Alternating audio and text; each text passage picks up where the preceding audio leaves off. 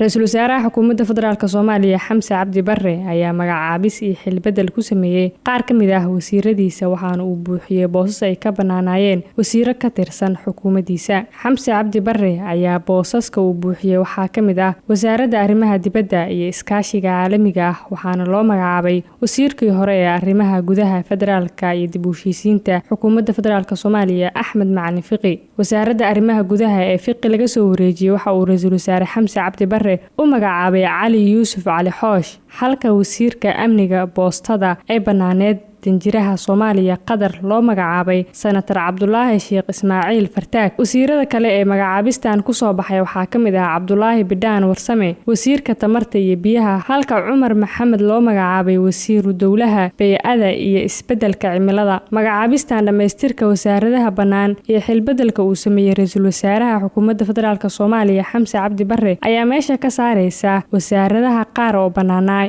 Internet Plus waa adeeg ay macaamiishu ka heli karaan internet fiber ah oo xawaarihiisu yahay 20 megabytes per second. ayna la socdaan rasiifar ay ku jiraan in ka badan 4,000 oo kanaal iyo boqolaal daqiiqado oo ah ku hadal bilaash ah.